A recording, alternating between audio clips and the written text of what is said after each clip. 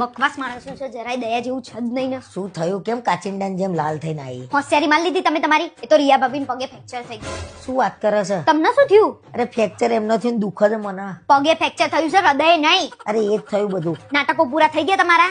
એનો ઘરવાળો છેલ્લે તો પુરુષ જ ને. કોણ કે છે પુરુષ? બાયલા જેવો માણસ છે હાવ. આ એ જ બાઈલાએ રિયા ભાભી એમ કીધું ને કે 3 દિવસ ઘરે રહો તો મને આરામ મળે. મોટે ના પાડી દીધી. બોલો શું વાત કરે છે?